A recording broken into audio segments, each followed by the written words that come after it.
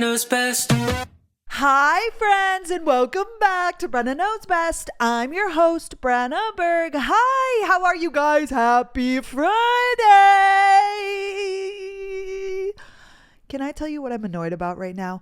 I'm filming, let's clock it, 9:17 a.m. Right? I wake up this morning at 4:50. Me and Maydog are having issues.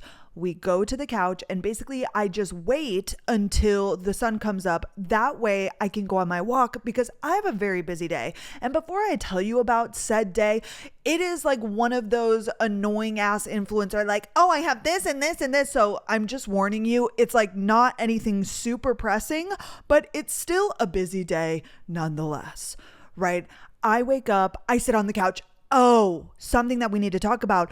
I posted a TikTok last week about interior design. I'm like, if anybody has any tips and tricks on moving and interior design and how to pick a couch and all of this stuff, I need help because this is something I'm so bad at.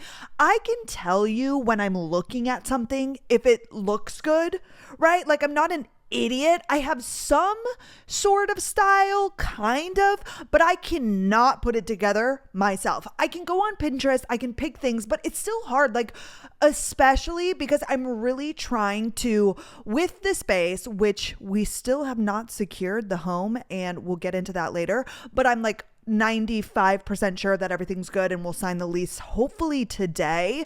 But with this space, it's like with these dimensions, what rug and what couch, and basically the hard part for me right now is that Carter has his eyes set on this certain couch that we chose for that last townhome, because that last townhome, the living room was so long, but he gets it in his head that he wants this. And now we have a littler space. And I'm like, I'm not sure if that's going to work, but I'm like trying to make it work. But like, what kind of rug? Because when you pick a rug, you need to either have everything on the rug or only the front chair legs on the rug. And I get it. And it's honestly not that important. Like to most people, interior design, you can just do whatever, right? Especially if you have carpet, like just get a couch, get a coffee table. Who really cares? But I really am trying to get into my home, not making, but like, I don't know. And of course, I just spent some time at the nanny fam's house and they had a literal interior designer who I actually ran into,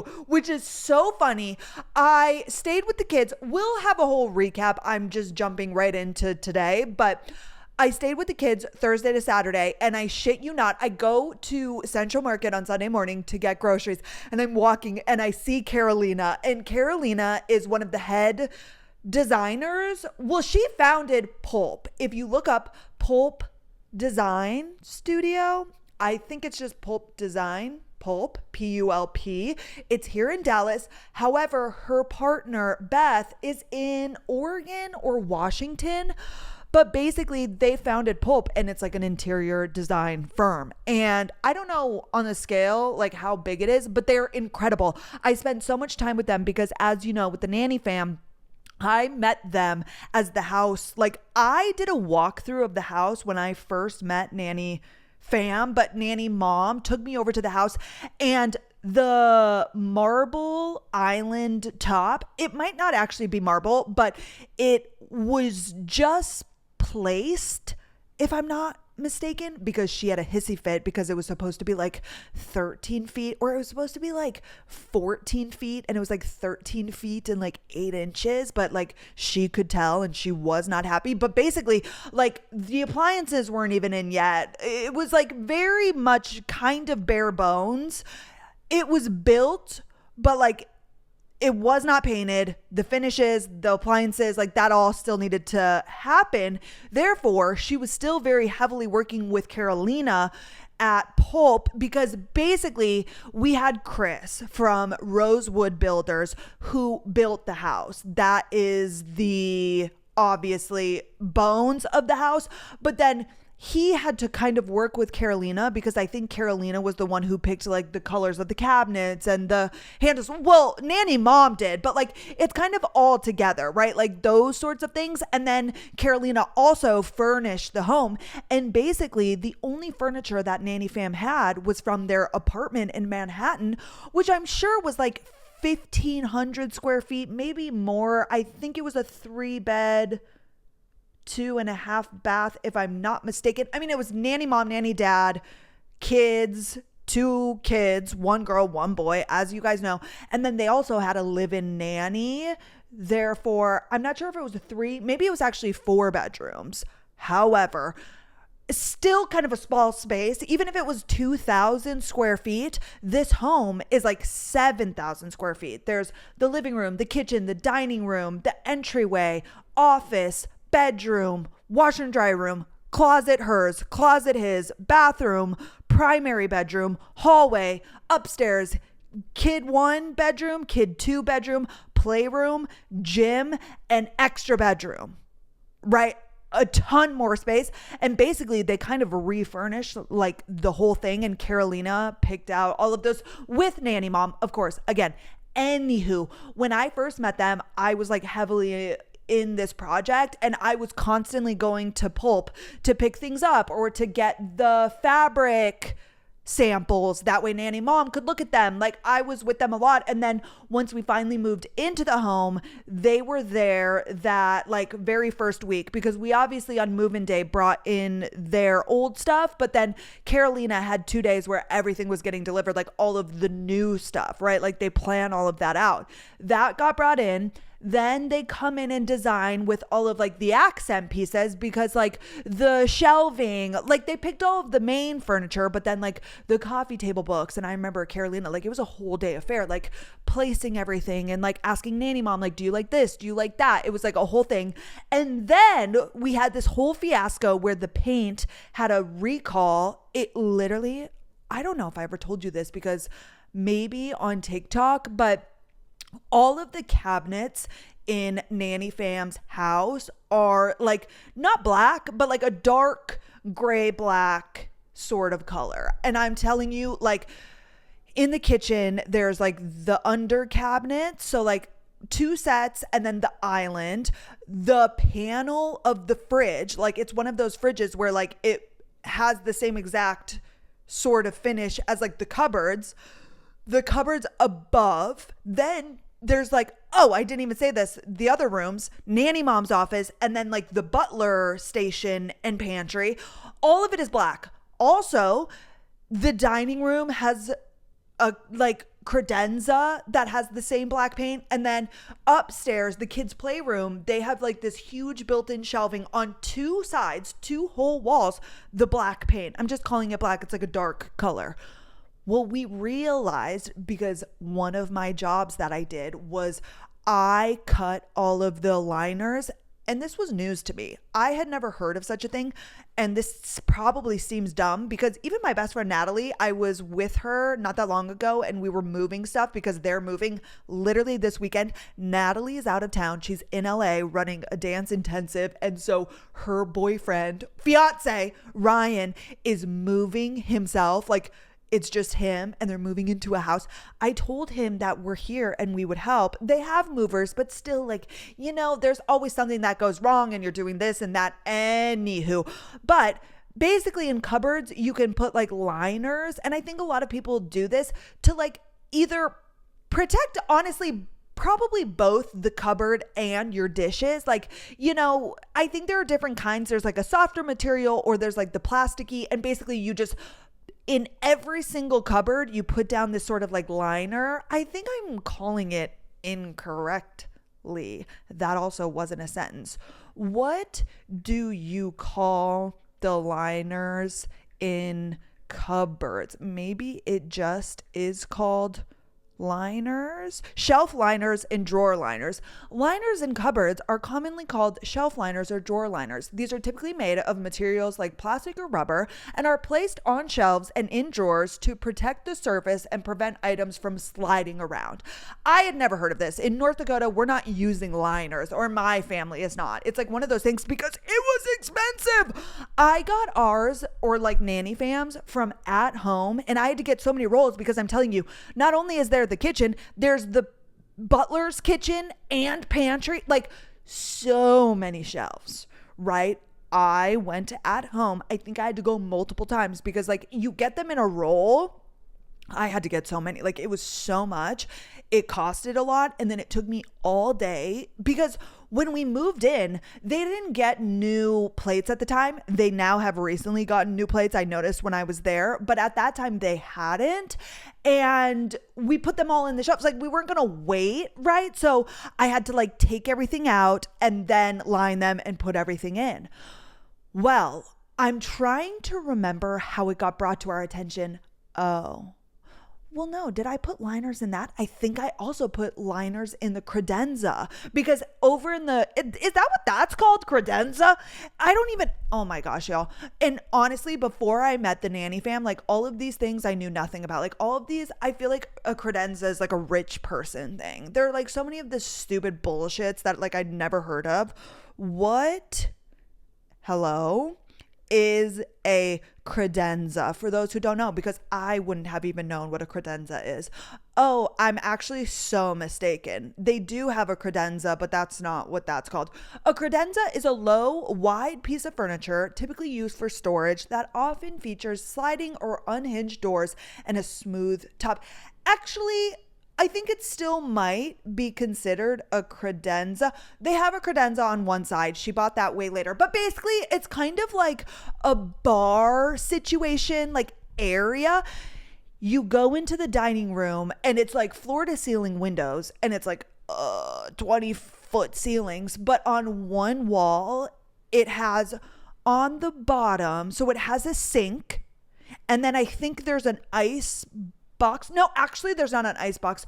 What is in the bottom? Now I can't remember. But then there's like this crazy sort of backdrop. And then above there's all of these sliding doors. And that's where we keep the whiskey glasses, the wine glasses, and that sort of thing.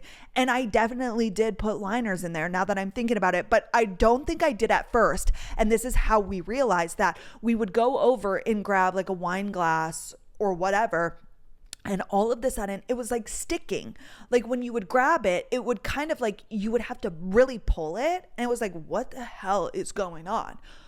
Well, then we reached out to the builder, Chris, and we were like, something's not right. Because then we were noticing like upstairs in the playroom, Carolina had come in, and you guys, it's like floor to ceiling, the highest ceilings you've ever seen, shelving. And she placed everything like meticulously, like coffee table books. And then like the nanny fam was really into those Lego things for a while. So like there would be a Lego little, decor piece. And then there was like a football, like as you would see in a home magazine, like all of just like these sort of decorations, like little knick-knack, tchotchke sort of things.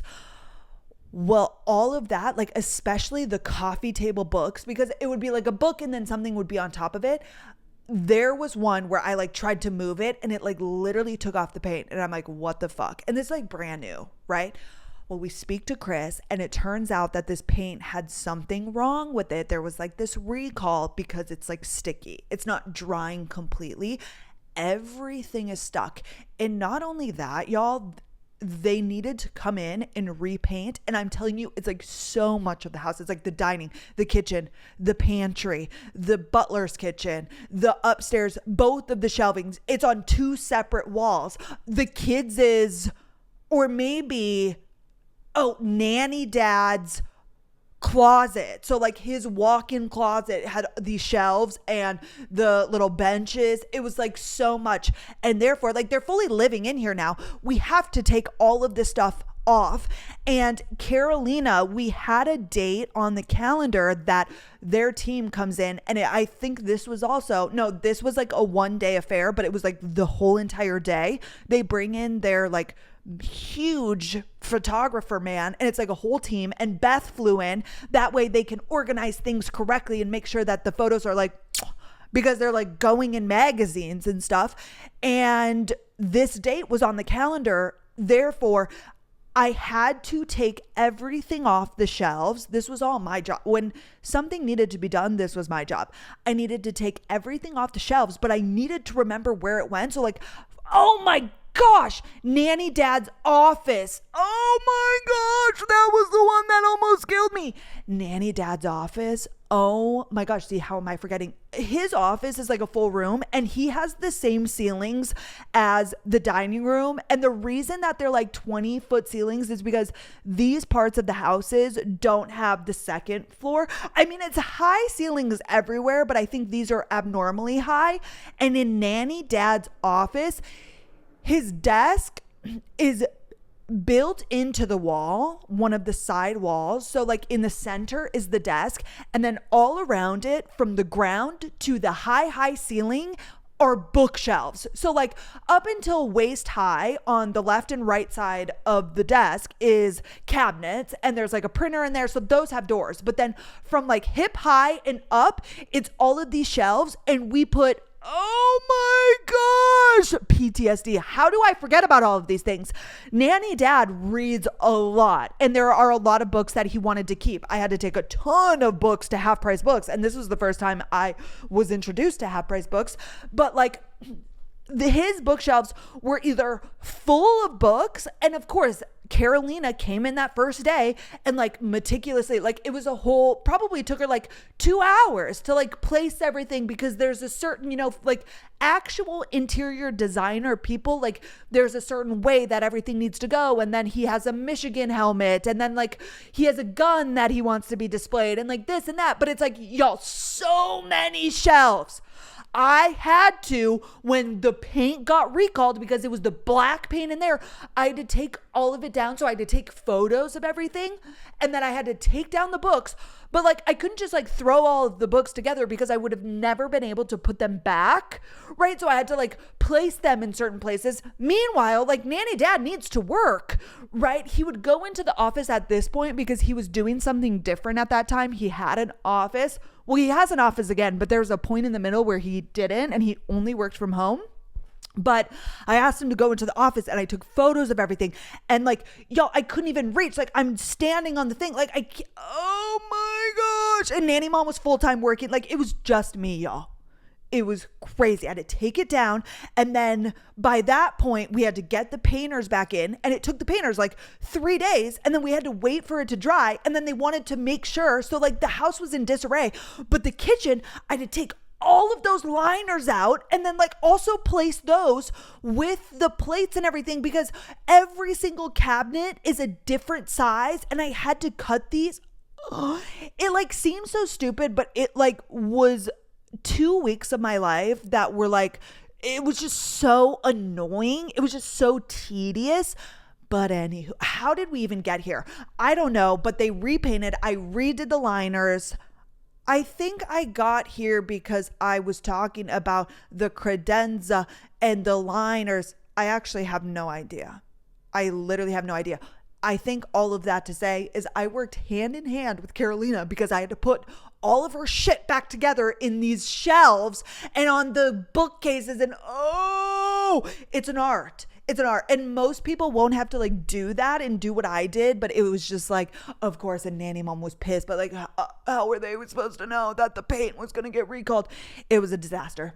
Anywho, Sunday, y'all, I'm at the grocery store and I see Carolina with her husband, and I never met her husband, but she's like the cutest little thing you've ever seen. Like, she's really just like a fireball, like great energy. She's so kind.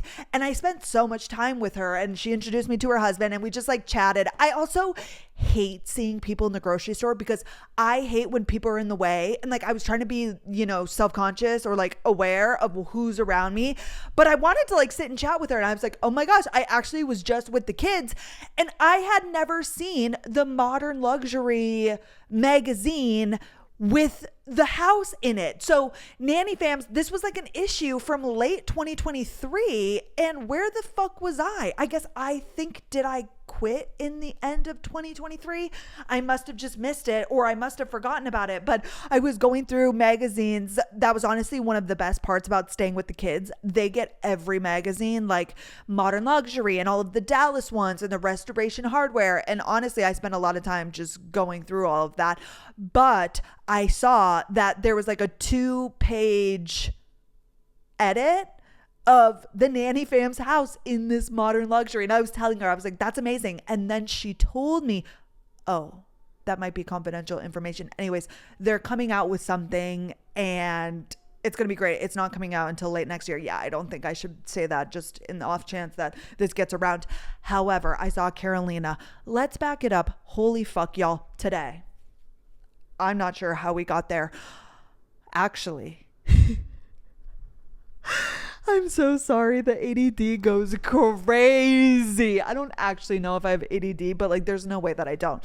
Anywho, last Wednesday, I told you that my dad sent the title, and I briefly touched on this yesterday, but I'm really going to go in right now. He sent the title for the Tahoe Wednesday morning. Therefore, I thought maybe the mail would come on Friday or maybe Saturday I would get this, but I checked the mail on Thursday, nothing, which it wouldn't get here in a day. I checked the mail on Friday, nothing, like not a single thing in the mail. I checked the mail Saturday, nothing, and mail does not get delivered on Sunday. Therefore, I'm like, okay, Monday, surely it will come. But because in the past I've had to wait on things to be mailed, or I've like been expecting something, I know that our USPS lady comes around like 3 p.m. and therefore I went down there Monday night. I don't remember at what time, but I go down to our mailroom Monday evening, let's say 5 p.m.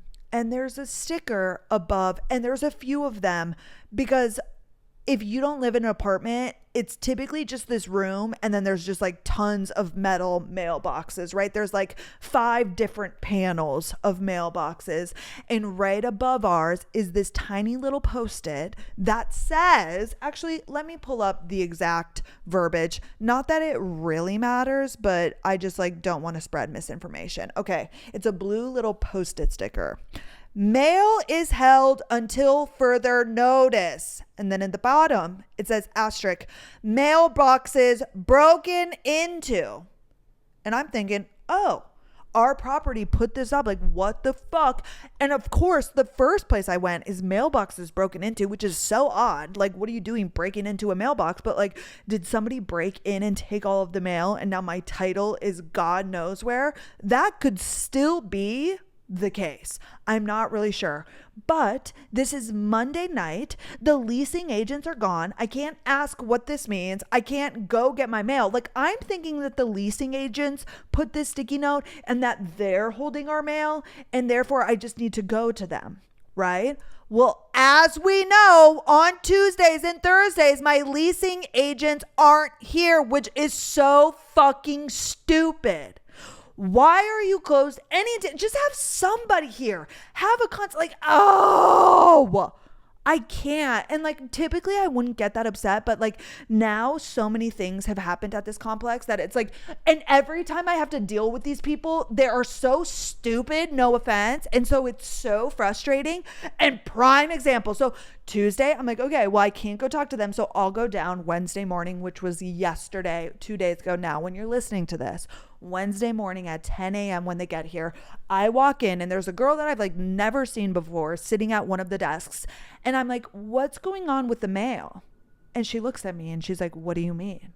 And I'm like, the sticky notes, like what? And she's like, I don't know what you're talking about. And I'm like, what the fuck do you mean you don't know what I'm talking about? Are you a leasing agent? You have your computer out. Like, I'm sorry, what? She goes around to the back and gets this girl who has been so nice. She's newer, and she's the one when we were in Montana, Carter called and was like, can you please approve our rental history to the first townhome that we didn't get because they were closed on Thursday, and so they didn't get back to them until Friday. Again, a lot of angst. She comes around the corner and she's so sweet and she's like, hey, yeah, so Basically, a piece of the mailbox is broken and the USPS lady will not deliver the mail until it's broken. And it's only broken, I'm guessing, on one of the panels, but like she's not going to deliver everybody but these 50 mailboxes. Like the USPS lady decided, and I'm sure USPS, like until they get that fixed, they're not delivering the mail and they're holding the mail. The USPS lady is the person who put the sticky notes on there, which, number one, I didn't think about that. But number two, how kind of her, because how has this sticky note has been on there since Monday. Why have you guys not sent out an email and said, hey, just so you know, mail isn't being delivered? Like nobody is going to be getting their mail. She tells me that they ordered the part for the mailbox. They're just waiting for it to get here. They don't know how long it's going to take. I'm like, so all mail is just going to be held for however long? Like, you guys aren't going to tell everybody? Like, and I understand that people don't really use the mail anymore, but like, what if somebody was like getting something that they should have? Like, nobody knows unless they were like me and they were like waiting on the mail. They all just probably think that they haven't gotten any mail. I'm like, are y'all going to, it's like, what? Which like, again, and I wasn't like mean with them, but I'm like, okay, my dad, I explained the situation, which they didn't need to know, and they certainly do not care. But I was like, my dad is sending the title. I move in a week. Like, this isn't going to be fixed in a week. How am I getting my mail? And they're like, you can call. And I'm like, oh my gosh, because we all know how dealing with the USPS, we all know how that goes. Dealing with any sort of government, like the DMV, the USPS, it's a shit show. And I'm like, what? And she's like, well, this isn't really our fault. I'm like, I get it. It's not your fault. But I'm telling you that if I don't get this mail, I can't move my Tahoe. And like, it's going to sit here. And I know that when I move out, you guys are going to be like, move the Tahoe. But like, you're not getting the mail. Oh my gosh. Like, y'all should be going and getting that mail or something. I don't know. And again, like, I'm fine to do it. But I'm just like, I'm talking to a bunch of idiots. Right? Well, yesterday, I really need to get the Tahoe taken care of. It doesn't need to be done right now, but like I literally move in a week. I have next week.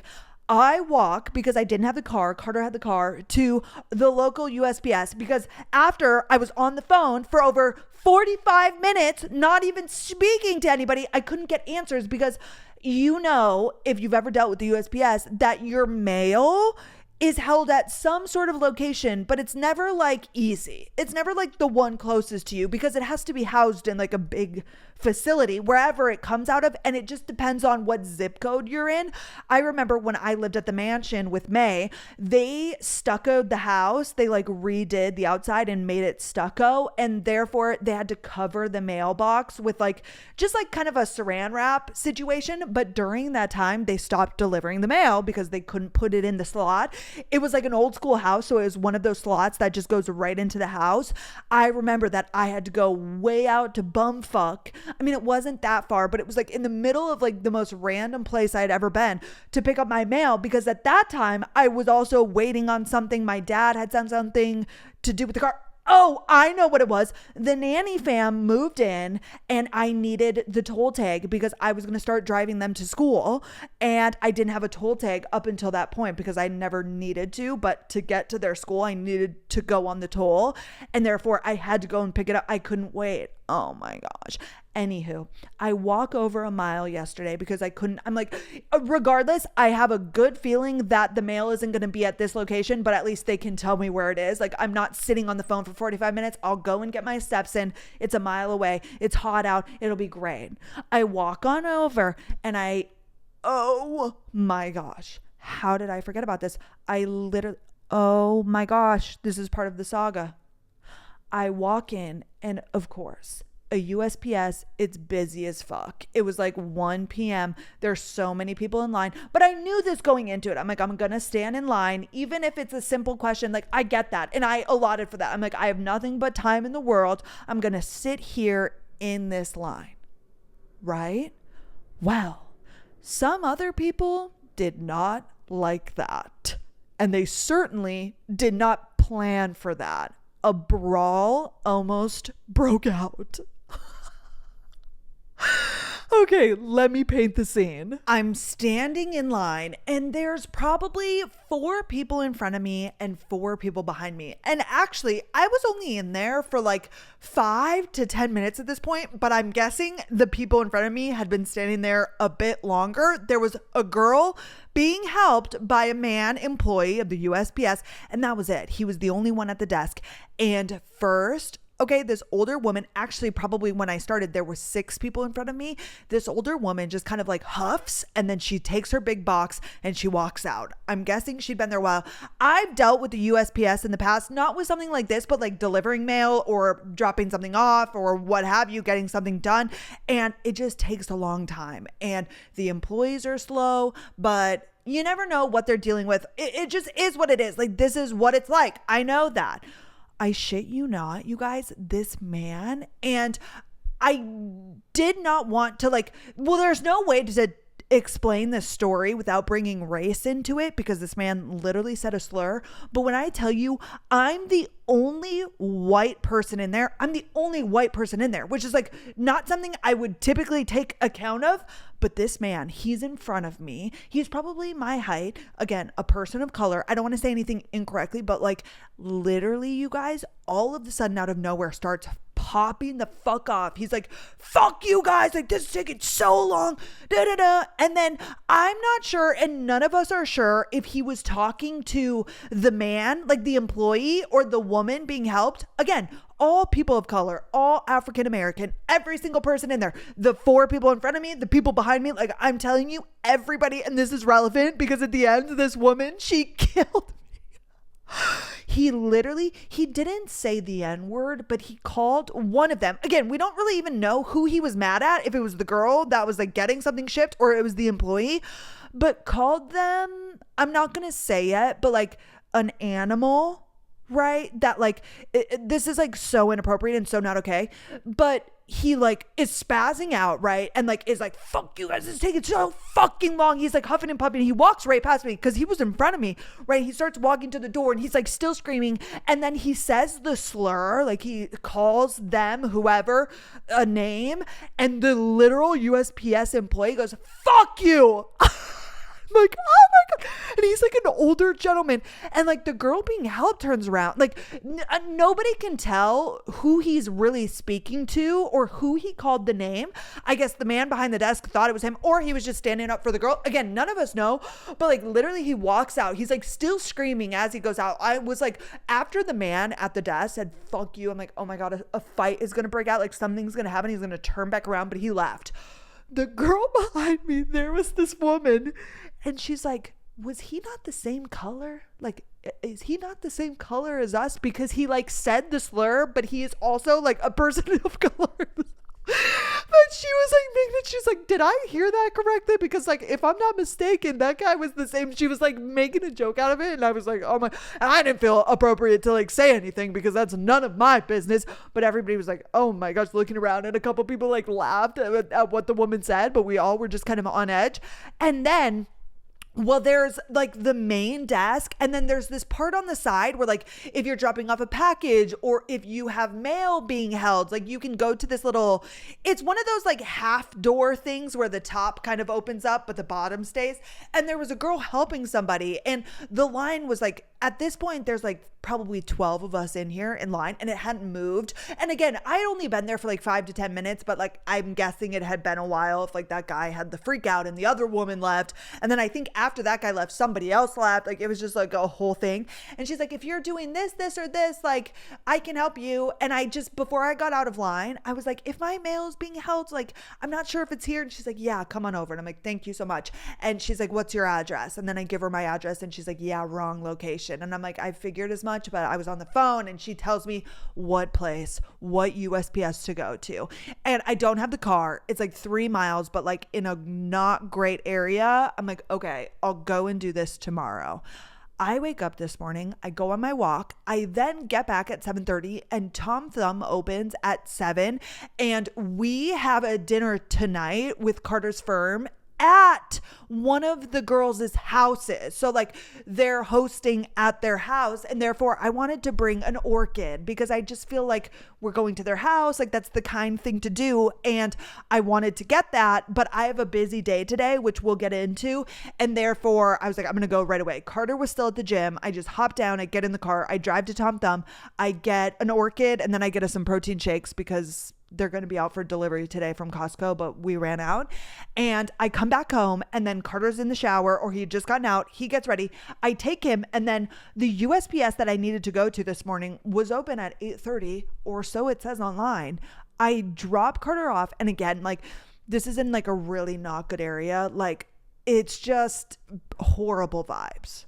Right. And I remember because one time in the past, actually, when I had Costco deliver my protein, they didn't deliver it one time. I think it was the protein, and I had to go and pick it up there. And I remember it being just like all of the USPSs are honestly just bad vibes because it takes so long and like whatever. But like this one is especially bad. I drive and I'm coming down the street and I go to turn. I see it. But it has at the entry, like a gate sort of thing. Like, you know, the triangles, and then it's like in the middle, it's like chained off. Well, it's chained off. It's like 8:40 at this point. Like I got there right at time. It's chained off, no cars in the parking lot. And then there's like an exit that is also closed off. So I go down the street, I make a U-turn, and I'm like, let me park somewhere and just like wait until it opens. But like, I'm telling you, all of the other places on the street are like scary, and there's like people all over the place, and like people like drugged out, like just you get the vibes, not good. So I go down the street again, I kind of like loop around, and I come back and it's still closed. And when I drove past the first time, there was like an Escalade sitting there like outside of the gate, and I'm guessing they were waiting. Well, it was gone, but it was still closed. I'm like, okay, well, I have shit to get done. I needed to come film this podcast, so I guess I'm gonna go back tomorrow. But I'm like, oh my gosh. Anywho, let's catch up now that I've been talking for 35 minutes. Last week, I got done filming the podcast and I got confirmation from the rental company that they refunded, or they started to process my refund for $7,777. The payment was $7,700, and then there was a 1% processing fee. So it was literally $7,777. They sent me a screenshot. They said, we got your money this morning and we started the refund. And therefore it could take like, I don't know how many days, but I'm like, whatever. Thank God. That made me feel better. Well, then I still needed to figure out what the fuck was going on with the townhome. So I was calling the place where we decided we want to live, the nice homes, and nobody's answering. But I also, that morning, I had to film the pod, and then I had to get over to the kids at the nanny fam's house because nanny mom and dad left at like 8:15. Well, anyway, I take an Uber over because I didn't want to take Carter, took the car that way. I was going to take the Tesla around anyways. Nanny mom left the key and the credit card and so on and so forth.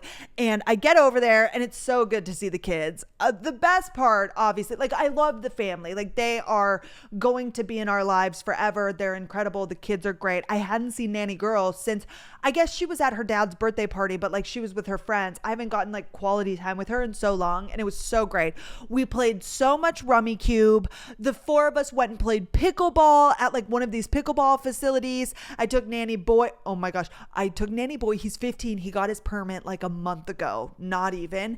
I took him to the gym on Friday morning, which what 15-year-old boy goes to the gym when his parents are gone? Like he went to his workout at like 8 a.m. I'm like, that's incredible. Like I think that it seems silly, but like when I was 15, I'm sleeping in until noon, right? I just like, nanny boy, nanny girl, both of them, they're incredible. We go there and there's an hour that he's going to be there. So I ran home this day to grab my pickleball paddles because if you don't have paddles, you rent them for cost. I'm like, well, I have some. Let me go get them.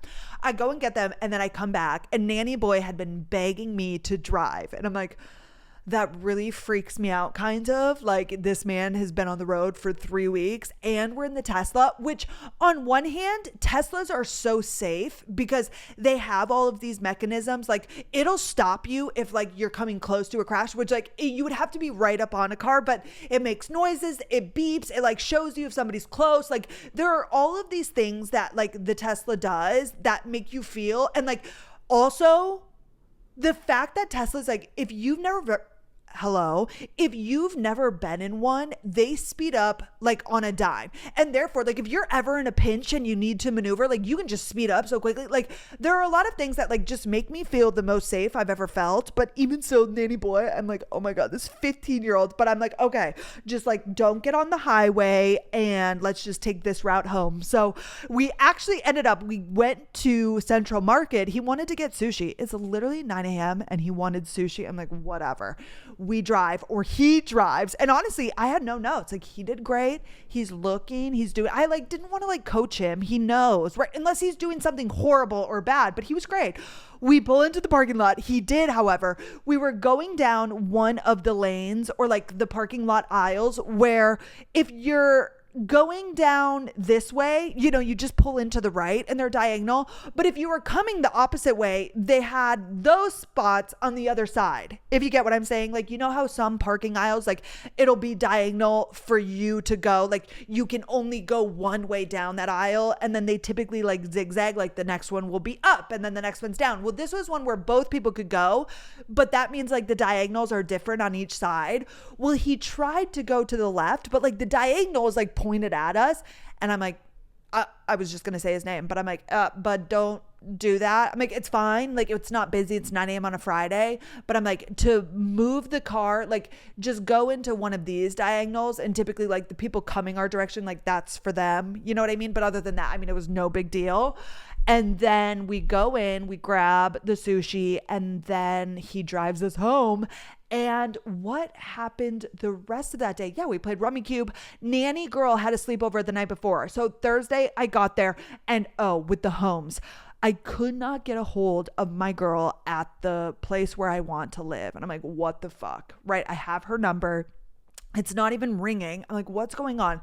I finally, in the afternoon, I send her an email and she gets back to me and she's like, oh my gosh, I'm in Italy right now. Like, I'm not there, but I'm so glad you want to apply. What's your move date? Like, I get back on Monday. We have units available. We're good. So I definitely had a sense of relief. I'm like, I still wish I could get the application in now. And they don't have like an online system because it's like a smaller kind of complex. And I'm like, whatever. I'm like, so sorry to bother you. Thank you so much. Like, as long as you have something available and it's going to be fine. Like, we qualify in every sense of the word. Amazing. And then she tells me Saturday, her friend is going to be there, this realtor woman. And she's like, if you want to go show Carter, because Carter hadn't toured, and then she can get you the physical copy of the applications. I'm like, amazing. Well, Thursday, so I hang out with the kids. Nanny boy was at baseball until like 11 p.m. Therefore, did I even see him all day? I think it was just Chick. And then we call her Chicken. Little Chicken had a friend over and she had a sleepover. So they did their thing. And then I waited for Nanny Boy to get home at like 11 p.m. We go to bed, we wake up, do the whole thing. We go play pickle and then we just hang out for the rest of the day. Nanny Boy got out of baseball. We talked to his parents and then Garrett's parents and then Jason Kidd went with them. So it was just the five. It was just Nanny parents. It was my friend Garrett's parents who owned the home and the vineyards in California. And then they brought Jason Kidd with them from here and we caught up with them. They had the helicopter. They were like having a heck of a time. And then Friday night was our dinner at Albernays with Carter's associate friend, or now our good friend. I'm going to stop calling him that, but I feel like it's nice to reference, like you guys get it. His friend that he works with. And we met his whole entire family and it was incredible. Like his family, his friends, it was his parents, his grandparents, his brother and wife, his sister, and then a couple and one guy who were like their childhood, like from little on, like best friends. They all live in San Antonio though, and they were just visiting for the weekend. Therefore, that's why we were doing this dinner and he invited us and it was amazing. But I will say the dinner started at 8:30. So I left Nanny Fam's house at 8. I was like, kids, are you good? I'll only be gone for like 2 hours. I'll make sure I get back. And I picked up Carter and then went over there because Carter went out with them afterwards. So I'm like, let me pick you up and then you can just like Uber around with them afterwards.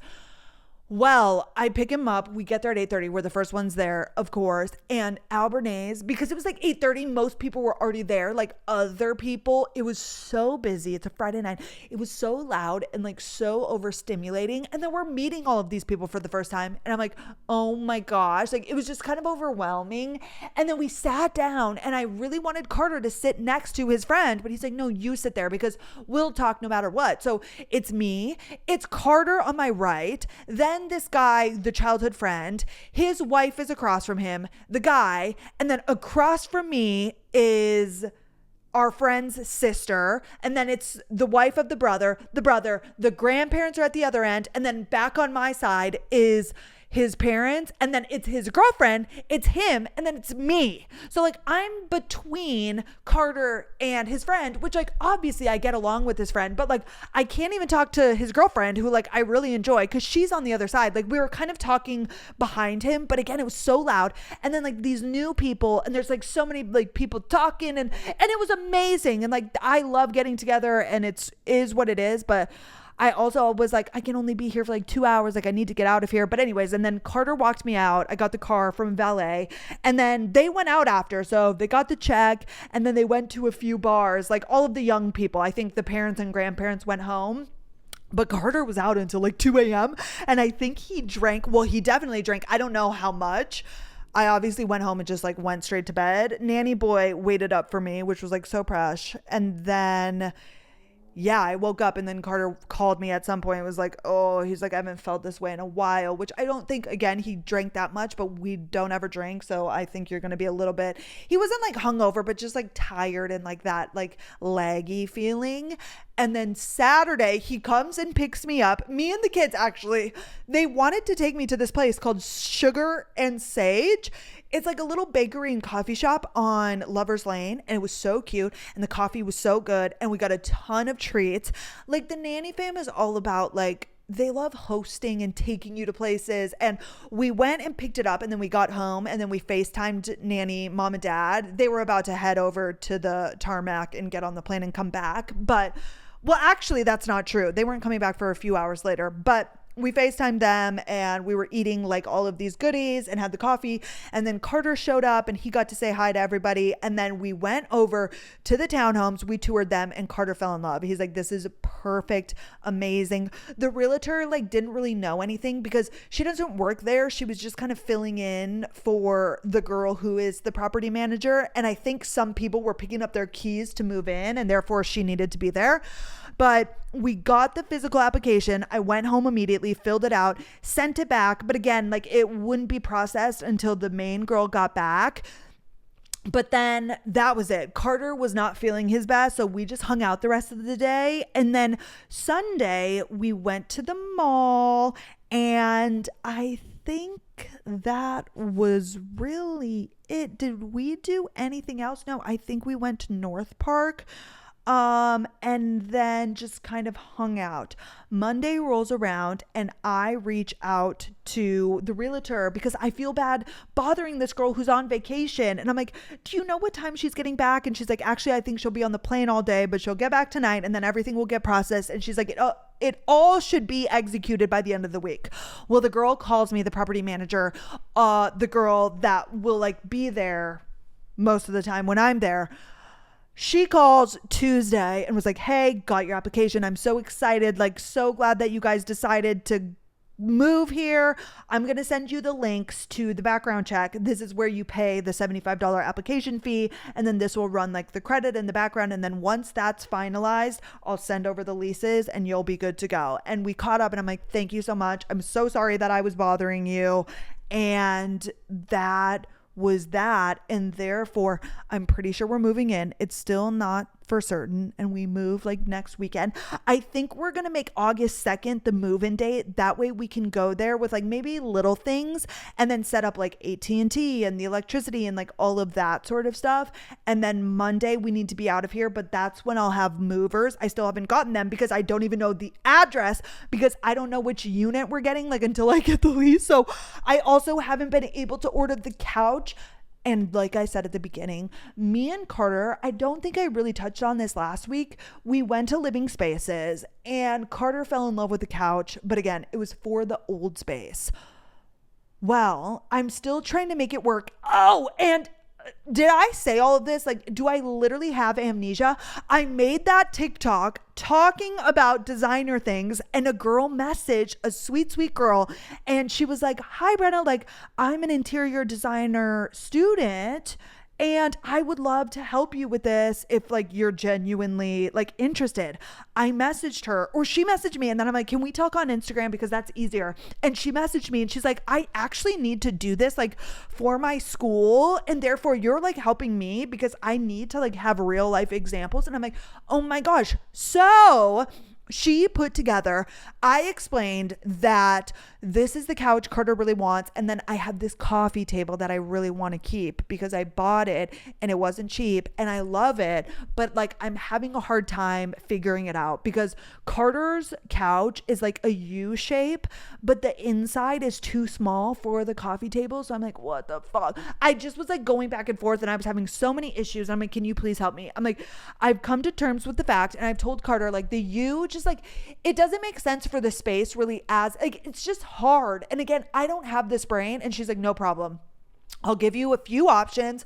I'll have the couch and the coffee table and like not have it and whatever. But literally yesterday she messages me because she works on Tuesday. So this was like Monday morning.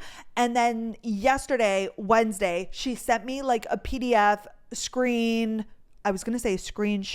like a PowerPoint, and she broke down like a few different options: rugs, couch, coffee table, accent chairs, and lights. And it's like beautiful. And I explained, she's like, give me, kind of like a mood board if you want to go on Pinterest and look. And it was so helpful. But now I'm having a hard time because I think that the couch is so big that it's going to be in front of the door that goes to the backyard, and the door comes inward. It's not like a sliding door, and therefore I don't think it's going to work. And even if we move the couch over, then it's going to be off center. And I tried to like break the news to Carter this morning. I went on my walk and because I was up, this is all coming full circle. Because I was up at 4:50, that's what I was doing this morning. I like really sat down with the presentation and then I was on Living Spaces and I was like doing the dimensions and trying to figure it out. And then I was like, oh my gosh, this door is right here. And then I was spiraling and then I went on a walk. And then I remembered that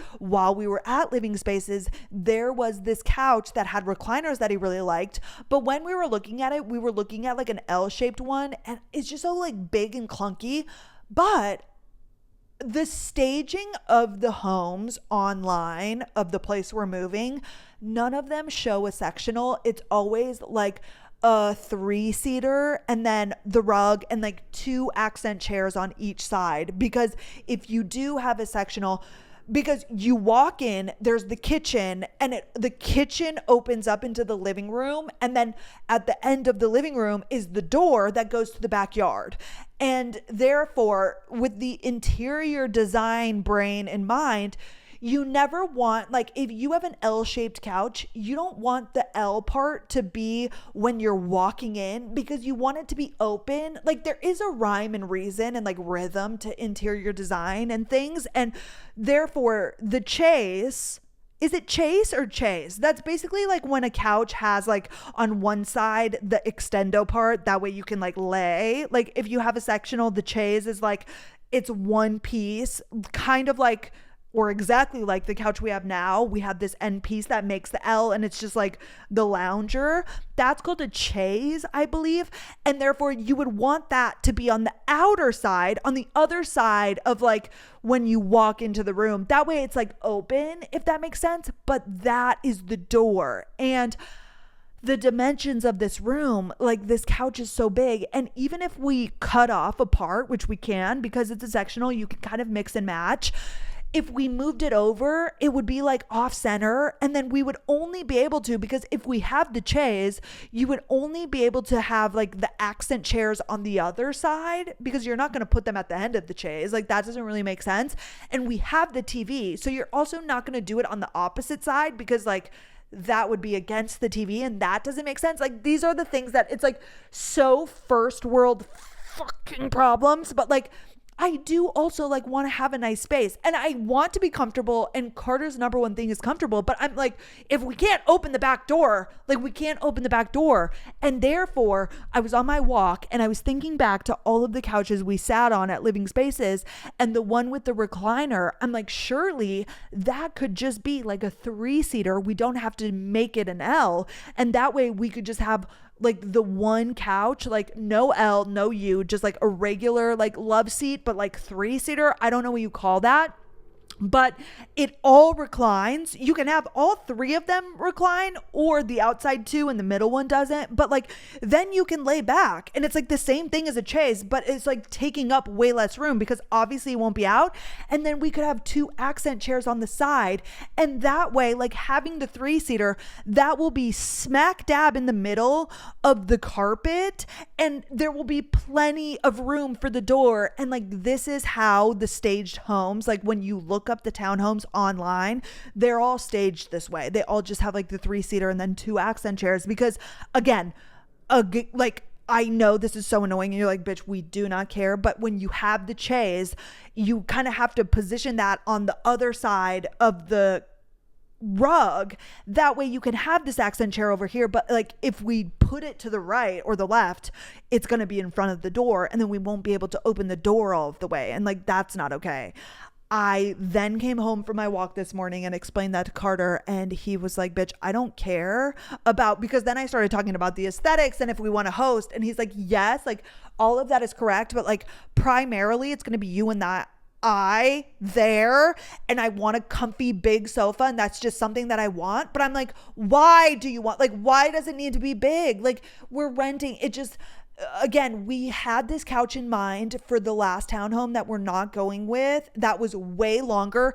And also there was nothing on that side of the living room. Like it would have just butted up against the wall, and therefore it didn't matter and it worked. But now that's not the case. And I'm like, babe, I get it, but like, why? If you can recline in this, like it's the same thing. And then it just takes up less space. And I don't know. He's like, okay, let's go back to Living Spaces. I think we're going to go on Friday night after he gets off of work, because I want to figure this out ASAP. That way we can order it, because now we're getting so close. It's a week away that we won't even get the couch for like, I don't know how long. We'll have to just go with like the standard fabric, because at Living Spaces you can customize all of the fabrics, but like that takes a while. Therefore we'll just go with the regular fabric, which is fine. I don't really give a shit about that, but we have to figure that out. And I really want to convince him to do this other one, which I didn't want at first because they're so big and clunky, and like recliners are heavy, and like moving them after this, but it just makes the most sense. And he really liked it. Like we sat on that before we found the one he really liked.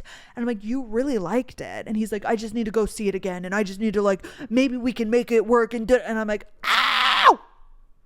But anyways, that's that. Therefore, I hope I get the lease today. We can sign it. I can know the address. That way, also, I need to order a rug. I need to order, like, I really want to get a headboard, a new bed frame. I don't want to go overboard. I'm fine with our current, like, our nightstands and the dresser and the desk. But I also, another thing I want to get is a vanity. I need one. That way I can film and I have a designated space. I also need to get a chair for my podcast studio. That way I have a chair. There's like a lot of things, which the number one priority in this moment is the living room. Like we just need to have a couch. We need to have a good living space. Like we want that to be complete. Everything else can take time, but it's still just like heavily on my brain.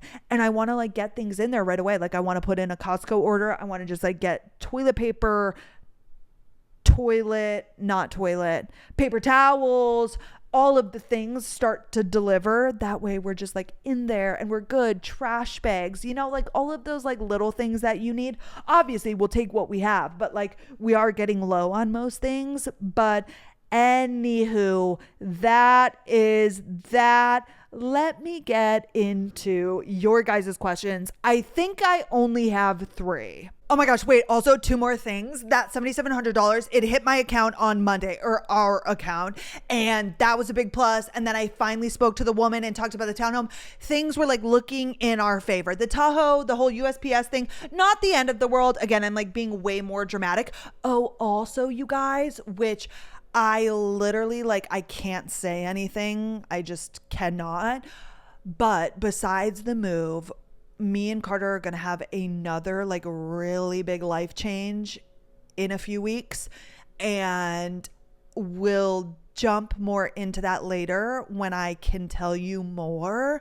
But a lot has happened this past week, a lot of movement in a certain area, and we're so excited. And this also like changes the timeline on a lot of things. I'm not pregnant. Hello. Not pregnant, but something big and something we're really excited about. But like, this is something behind the scenes. Now we're thinking about like, oh my gosh, there's so many things at play, but I can't wait to tell you guys more. Just know that I wish I could talk to you about it all, because we'll get there. We'll get there. Let me finish off, y'all, because also I need to shut the fuck up and get on with my day. Oh, my day. Basically, number one, this is so fucking annoying. I reached out because we're going to be moving. And now that I know the area we're going to be in, there's a med spa that is over by this where we're going to live, like walking distance to me, maybe not walking distance to most people because I like walk incredible lengths to get places. Not to like flex. I'm just saying, like, I think that like 3 miles is like walking distance, and most people probably would never walk 3 miles for like something, you know. Anywho, there's a med spa, and I don't want like fillers. I don't want like anything, but I told you guys, I went to the spa in my neighborhood, got a facial and loved it. And I really want to start getting regular facials. Well, this company follows me, or this med spa, and they do facials. So they do like the whole, it's a med spa. So they do Botox and fillers and all of this, but they do facials, hydrofacials, all of the things. And now that I know I'm living over there, I had seen them before, but it's just like too far from where we live now. And it just would have never worked. But I'm like, oh my gosh, I'm going to be within walking distance. Let me look into them. And basically they have memberships online where like you pay, I think one of them is like $199 a month, and you get like certain things within that. Like you get to pick out of like certain facials. I think it includes like maybe Botox for the year. And then you also get like an annual micro needling. Like there's a ton of things where it like makes sense for your dollar. And I'm like, I want to do this anyway. So like I wanted to inquire about it because $199 a month, like a hydrofacial is that much. And then you get a little bit more too. And it's something I've just been wanting to do. I told you again, I went to the spa, like I like it, but I just also don't want to pay an arm and a leg. And this spa I went to, you guys, like they put me on the schedule for a facial that was like over $300. And I'm like, I cannot justify that.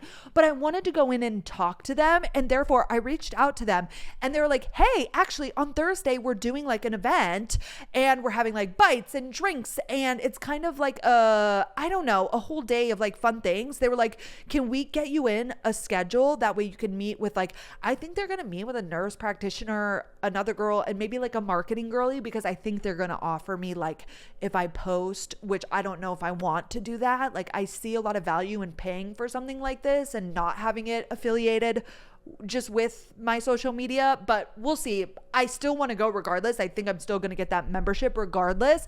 But they said, I called them yesterday and I said, I'm free most of the day. And they said 1.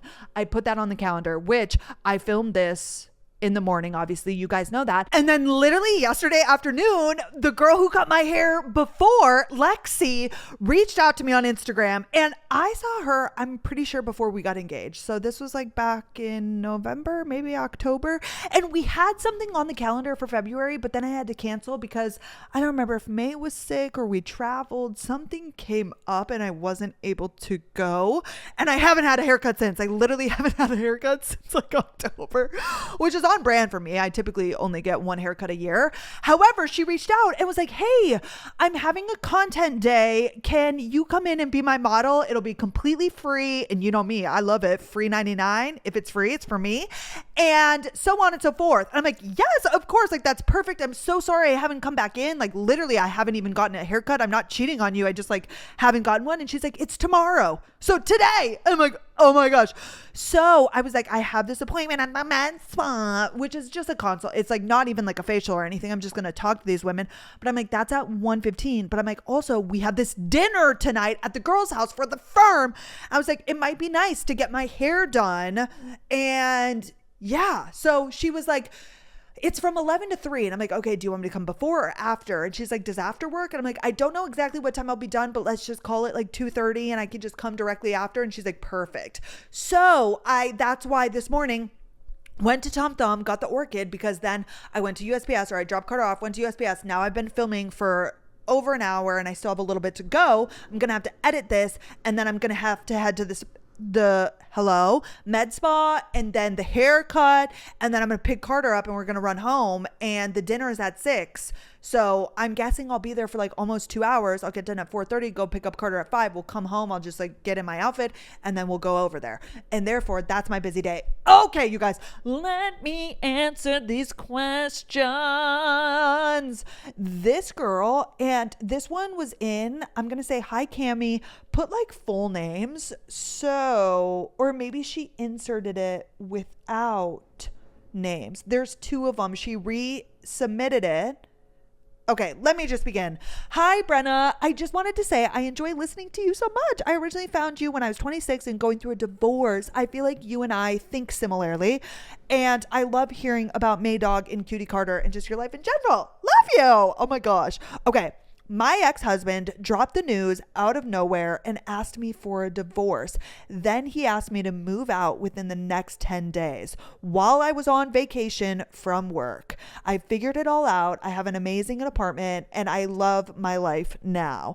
However, I'm still pretty new to the dating world as an adult and could use your advice. I'd love to hear your thoughts. I, 27 female, have been talking with my boyfriend, 32 male, since February of this year. We didn't actually meet until April, and in May, I asked him if he wanted to put a label on it. I feel like I've spoken too soon though, and I've been having a lot of doubts recently. We are both extremely busy. We're both first responders, different jobs, similar fields. We both work 12-hour shifts. He has rotating days off, and they sometimes conflict with mine. I get a lot of overtime, mandated and voluntary. For example, I'm working 60 hours this week. He also has side gigs outside of his regular job, so for a lot of his days off, he's busy. We live an hour and a half apart from each other, which isn't too bad, but he lives with his mom, whereas I live by myself. So I feel bad, but he ends up coming to visit me more often so we can get some private time together. Yeah, at the ages of 27 and 32, I would not go over to his mom's house. Sorry. It's been 2 months of dating and more of talking, but I feel like things aren't progressing. He is an amazing guy who works very hard, has great values, and I could see him being a great husband, but we just don't get time together, which gives me doubts. He usually doesn't make plans to see me. I'm the one to initiate, but he does make sure to text me every day. We don't talk on the phone. We were busy at one point and didn't see each other for 3 weeks. I just have a hard time feeling like I'm in a relationship with all things considered. I am divorced and oh my gosh, this was not Cammie. Sorry. I typically have these split up into individual and it made them all Sorry, I'm literally an idiot. Okay, this is still the same one. Anyways, all things considered. Wait. I just got an email from Amazon. I really need to check this right now, including as a one-time extension. Oh! Wow.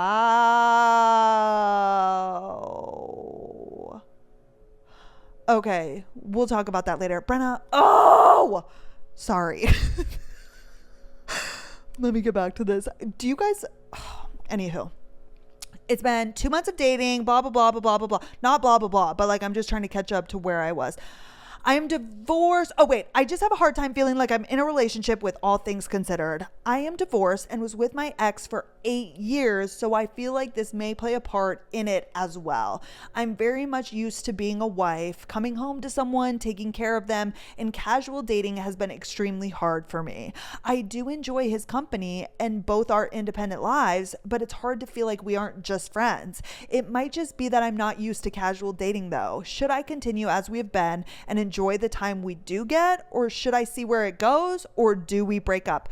Okay, I totally understand your dilemma. And I feel like if you aren't feeling like things are progressing, I feel like you honestly might just need somebody who has a different job than what he has, which, like, again, he can be a great guy and amazing, but like, yeah, you want to feel like you're building towards something. You want to feel like you're seeing this person. Like, naturally, a relationship should progress. Here's the other thing though, like a devil's advocate is like, if let's say y'all are together, I mean, you are together, but like, let's say you're married. This is your life. Like, you're going to have opposing schedule. Like, is that something you would want long term? Because some people might enjoy that. Like, some people might want somebody who works a lot of different things. Like, once you live together, or if you do, again, that like we're way ahead of things because you've only been dating a few months. I feel like though, always when somebody has like a gut feeling like this, that it's your body telling you something, or it's your mind or your brain or your heart telling you that something's not right. It's been 2 months of dating and more of talking, but I feel like things aren't progressing. He's an amazing guy, blah, blah, blah. I could see him being a great husband, but we just don't get time together, which gives me doubts. Well, and here's another thing, like living with his mom, which like I respect on some levels. Like, I don't want to shame people who live with their parents because rent and things are expensive, but like, is he capable of living on his own? Has he ever lived on his own? Is he financially stable? Like, I think there's also a lot there that you haven't quite seen. Like, does he know how to clean an apartment? Like, there are other things that like you're not really seeing from him.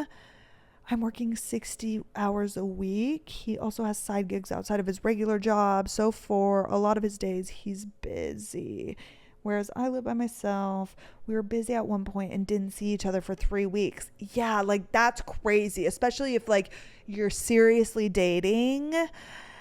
Oi, I would just sit down and like have some sort of conversation about like the progression of it. I would just like maybe say to him what you're saying to me and be like, I really like you. You're amazing. I could see this going like the long haul, but I don't like that we don't see each other that often. And I feel like we're not progressing, and see where that conversation takes you. I think the best thing to do in any relationship situation where you're unsure about what's going on is to sit down with them and just like say how you're feeling, and don't blame, don't say this, that, or the other. Don't like accuse him of anything because there's nothing to accuse, but just be like, I'm not sure. And also, like, I think it's nice for him to know where you're coming from. Like, yeah, I'm divorced, so like I'm used to this certain lifestyle, which like isn't normal. But also, like, do you see yourself being in this profession for the rest of your life? And like, what's going on?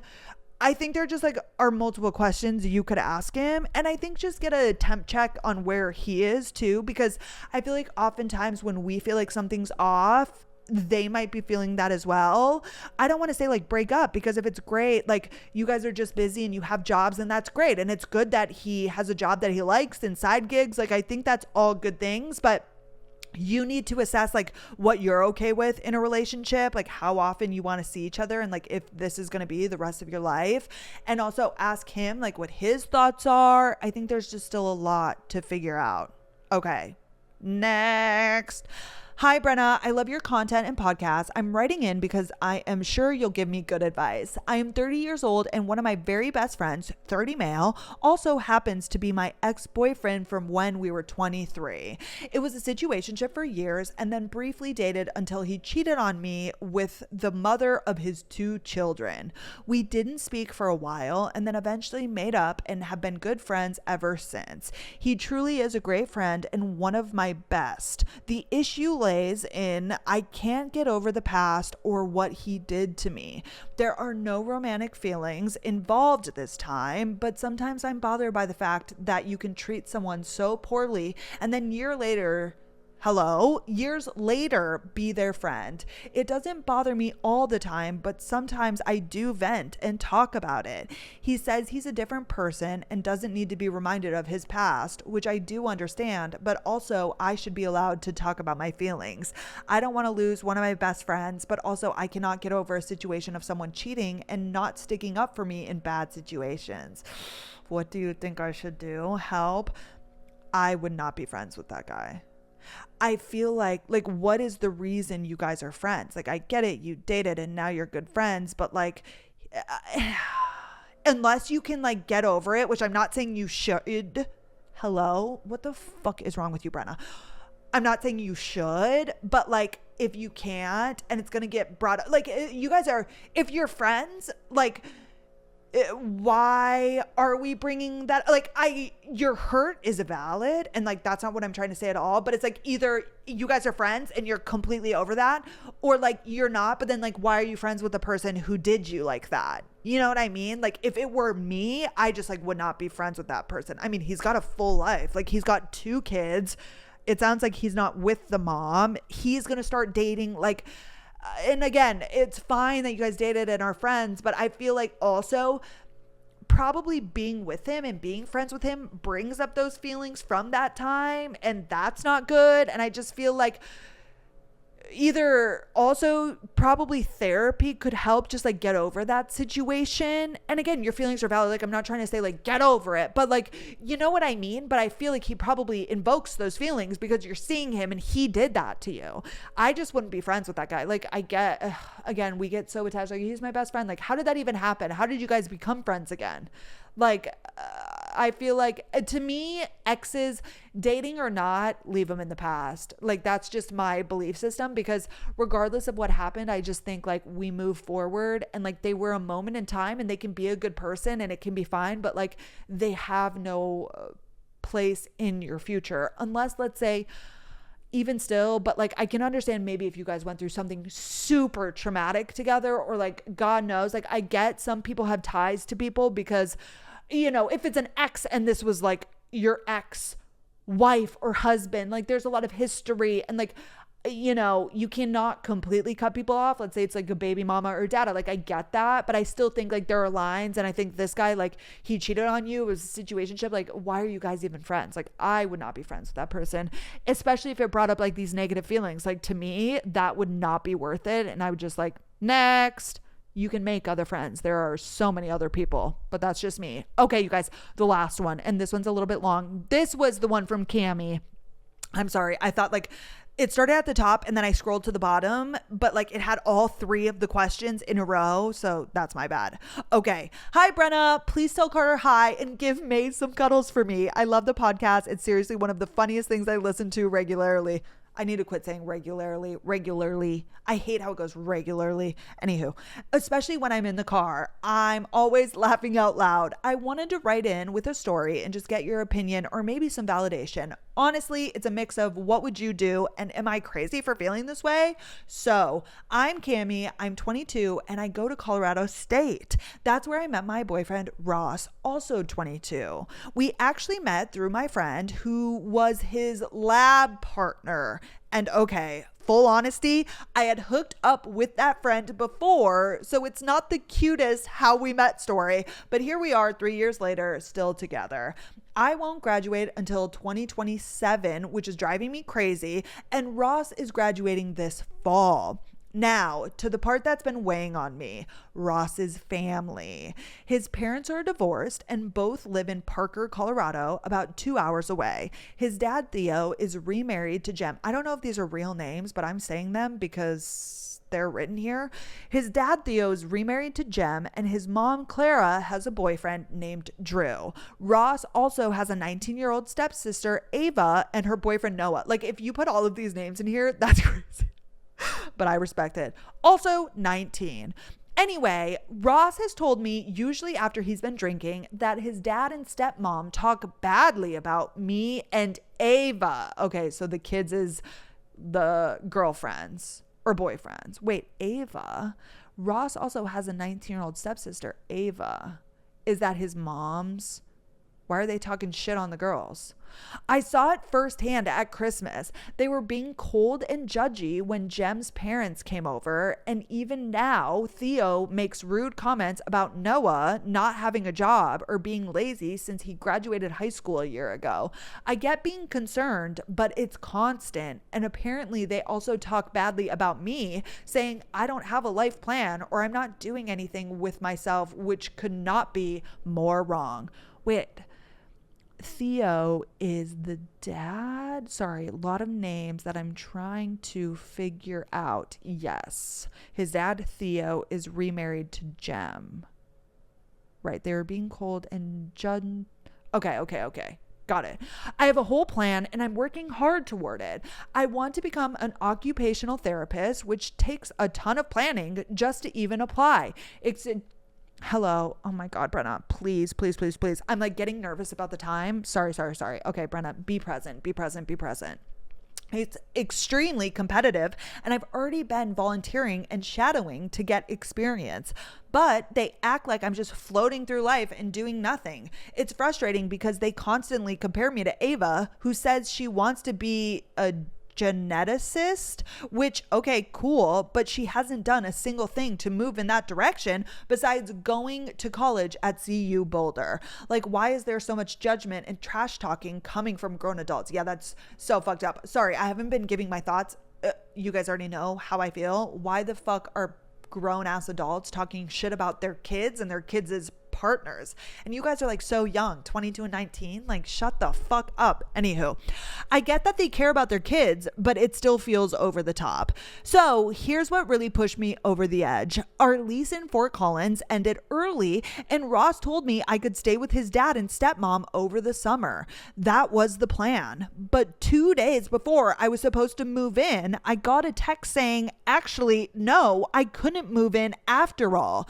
That same week, I was already super stressed. I was failing a summer class and cramming for the final. And then Clara, who I'm really close with, got into a bad car accident and got a DUI. Oh, Ross's mom's boyfriend also got a DUI earlier with Ross's little brother, who's only 12, in the car, and then drunk texted Ross a bunch of nasty stuff. That's really bad. So Ross doesn't want to stay with his mom, and now I couldn't stay at his dad's either. Meanwhile, my family lives in Florida, so I literally have nowhere to go.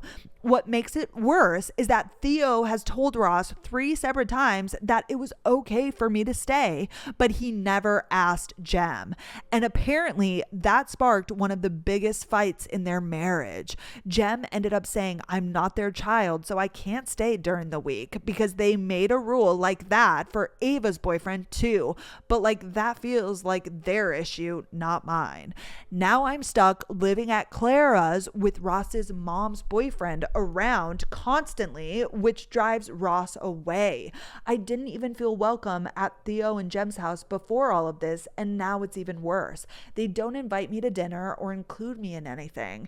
Even when I'm technically allowed to stay over, I don't want to. I just don't feel comfortable. Jem even gave me blackout dates, which is honestly kind of a joke because it basically means I'm not allowed to stay the night, Sunday through Thursday. Like, what even is that? What is that?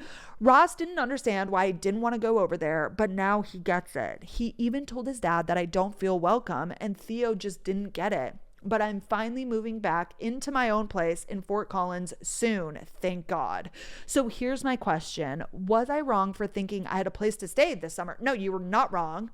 Not wrong at all. When they promised me I could, yes, hello. Or was I in the right to be upset? And do you have any advice for how to talk to Ross about stuff like this when he's not drunk? Ross is your boyfriend, correct? Oh no, Ross is the dad. Sorry. Oh no, Ross is your boyfriend. Wait, is he constantly drunk? That's a red flag to me just in and of itself. Like, why can't you talk about it when he's not drunk? Because that's when everything comes out and it's hard to have a serious conversation that way. Also, I have some even crazier stories if you ever want more. Thanks for reading this long vent and for probably reacting the same way I did while living it. I appreciate you and your podcast so much. Oh, and for context, Ross's whole family are big drinkers. I don't drink, so it's hard for for me to understand why they always end up gossiping and spilling tea about me when they're drunk. Bye, and lots of love, Cami. Cami, I love you. And I feel like, unfortunately, I would really just rethink this relationship, because although I believe in you and your partner being one, and like you can, ignore and create boundaries with family, I would say it's a really big concern that Ross is a big drinker. Like that's, as a non-drinker like myself, that's really hard in a relationship. As far as bringing it up, like just bring it up when you guys aren't drinking. I mean, it's going to be uncomfortable and awkward, but like you have to have these conversations, because if you're only ever talking about things when you're drunk, this was my friend Kara with her boyfriend, like nothing gets resolved, and like people don't even remember, and it's just unclear, and you don't remember. And like there's so much that it's just like not the way to have conversations.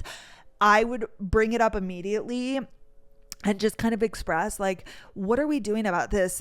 And also, though, you guys are 22 years old. Like I would really think long and hard, because although you're, again, you're not talking about marriage, but let's say like when you're in a relationship, like you're in a relationship for a reason, you marry Ross, like this is your family, right? And like as much as you can create boundaries, like these are the people that are going to be in your life, and that's really messy. And I would never want somebody to stop being with like their soulmate because of their soulmate's family. We don't get to pick and choose, but I'm not sure if this is, again, you didn't really say much about your relationship. Of course, again, I want everybody to try and make their relationship work, but I think that this is really hard. And when things like this happen, it's hard to come back from.